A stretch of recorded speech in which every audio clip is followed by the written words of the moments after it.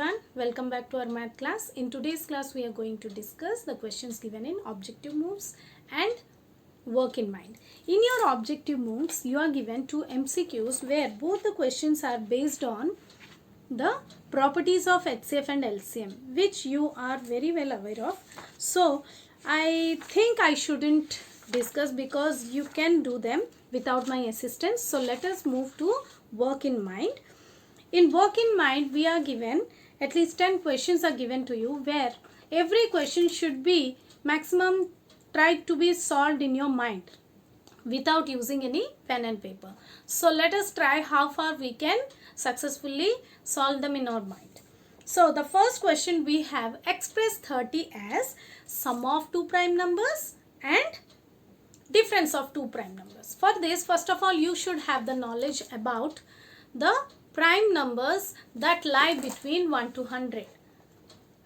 Right. So already I have told you, you please remember the prime numbers that are between 1 to 100. So let us think of any two numbers whose sum is, two prime numbers whose sum is 30. Yes, can you guess, children? So the two numbers or the two prime numbers whose sum is 30 are 17 and 13, right? Then let us guess two more numbers whose difference is, two more prime numbers whose difference is 30. So the two more prime numbers whose difference is 30 are, what are they? They are 59 and 29. So if you will go for finding the sum of 17 and 13, where 17 and 13 both are prime numbers, you get the sum 30. If you will take the number 59 and 29 and find their difference, then also you will get the number 30. So without doing any calculation or without going for any pen and paper work, you have to think of them and do it in your mind. The next question is, give an example of a pair of numbers where the smaller number is their HCF. Children, whenever you are asked such type of question, you have to go for taking the samples or the examples such as that one number is a multiple of the other. Suppose you are taking a pair of numbers, suppose 16 and 48. 16 and 48. Right. Now, if you know the 16 table, you can come to know that 16 and 48 both are the multiples of 16. Right. So 48 is a multiple of 16. Then definitely the least among them will be the HCF. The least among them will be the HCF.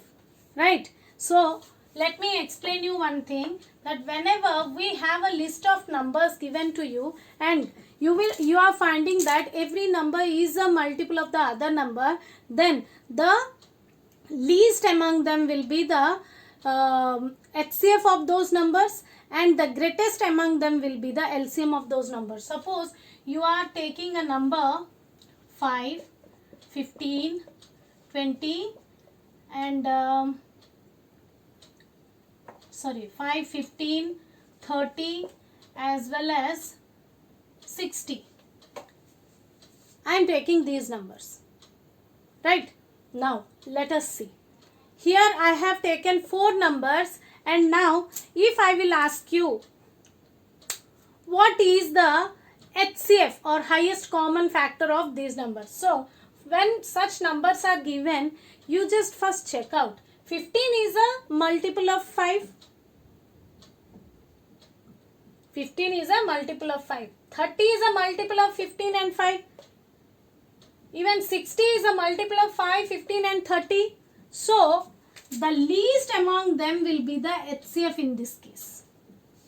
The least among them will be the HCF in this case. So the highest common factor or the highest number with which all these numbers can be divisible will be the least among them. In which case the other numbers are a multiple of the least number.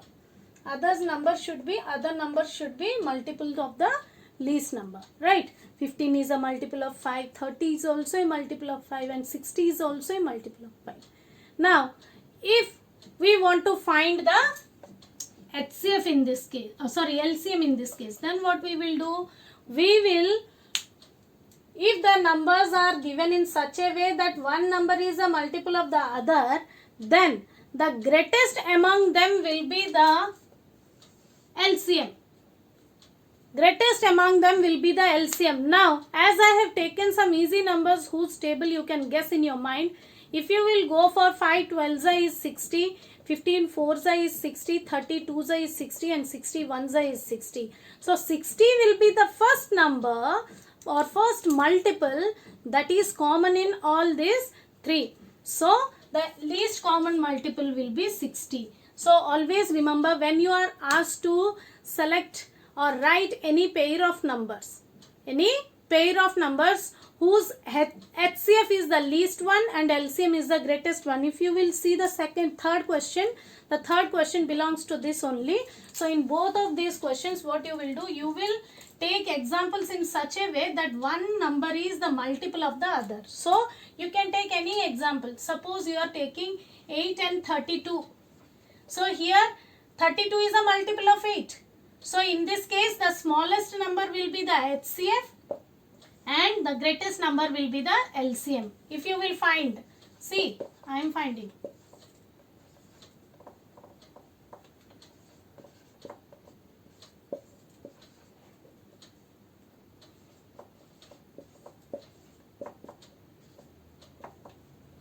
HCF equal to 2 into 2 into 2 equal to 8. If you will come to find the LCM, so from here only we can find the LCM also. See, these are the common factors and these are the uncommon factors. So, LCM will be equal to product of common and uncommon factors. So, 2 into 2 into 2 into 1 into 4, that is 32. Clear? So, this is the way how you are going to give your examples for question number 2 and 3. Next comes the question number 4, where you have to find product of two co-prime numbers is 10. Product of two co-prime numbers is 10. And what will be their HCF and LCM? First of all, you go for the numbers, the possible numbers whose product is 10. 5 2 is 10. 5 2 is 10, where 5 and 2 are both co-prime numbers. Now, what is the HCF of co-prime numbers? Without taking example also you can say, because we have already read in our properties of HCF and LCM that the HCF of any two co-prime numbers is always 1 and the LCM of any two co-prime numbers is equal to the product of those numbers, right? So, the product of those two numbers is 10. If 5 and 2 are the co-prime numbers whose HCF is 1, then what will be the product equal to? Product will be 10.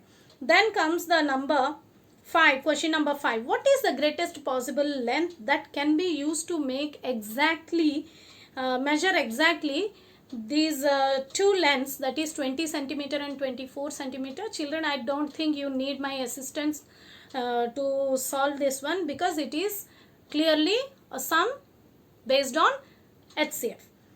So next, let's move to the next question. The sixth question is, what is the LCM of 2, 4, 8 and 16? So, what is the LCM of 2, 4, 8 and 16? 2, 4, 8 and 16.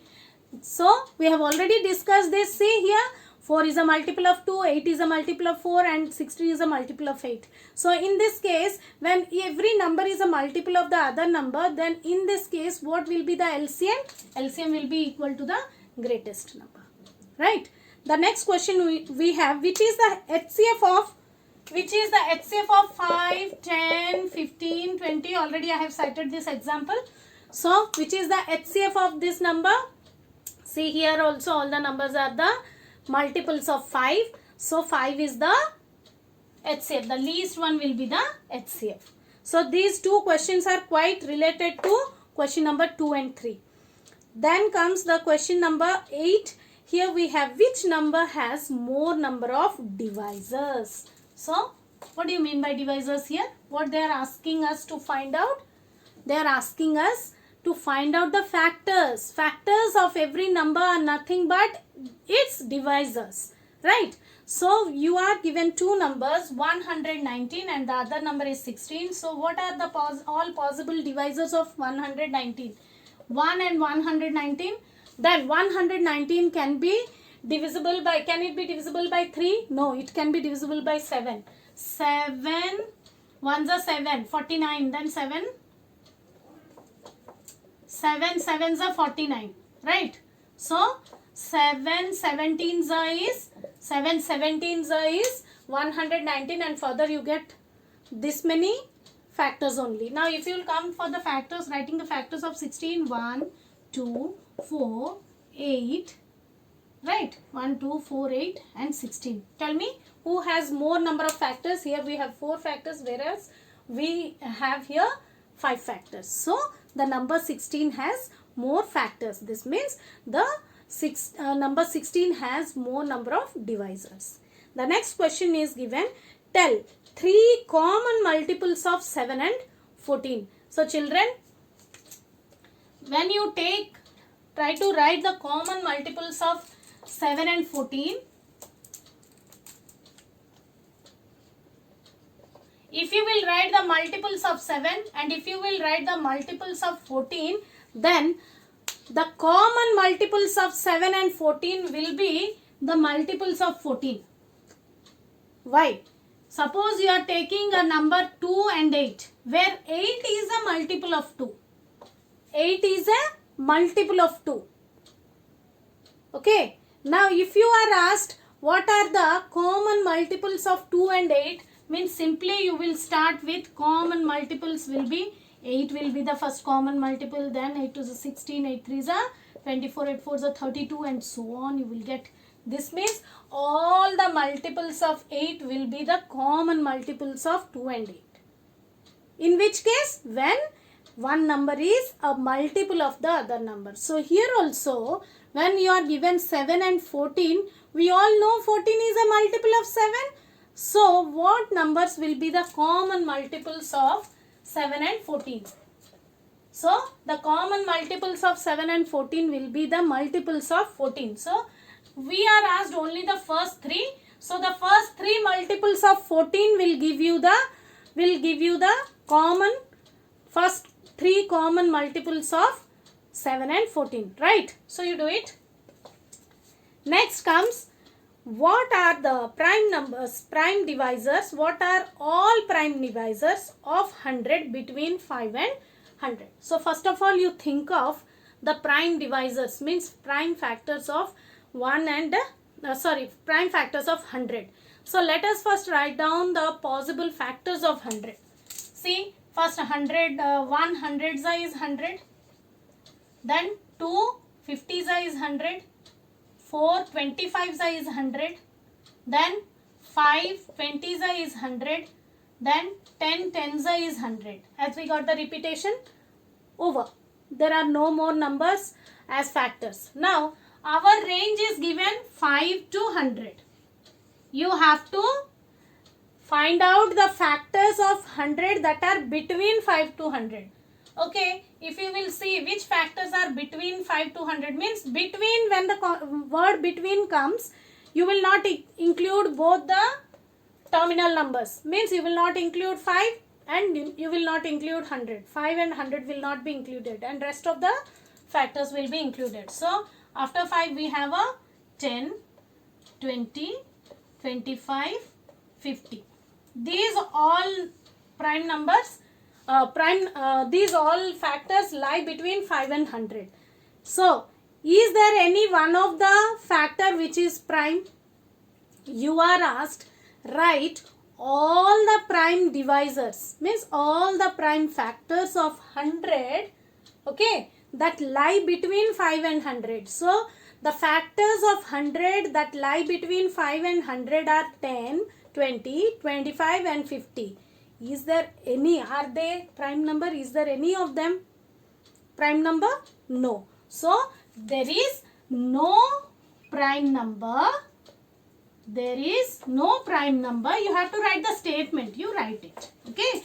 There is no prime number that lies between 5 and 100, which is also a divisor of 100. So there is no divisor of 100 that lies between 5 and 100. So children, these are the questions given in work in your mind. So I have discussed each and every question. So now it is your time to solve them and give your own examples and do them. So for this, first you have to go through the video thoroughly.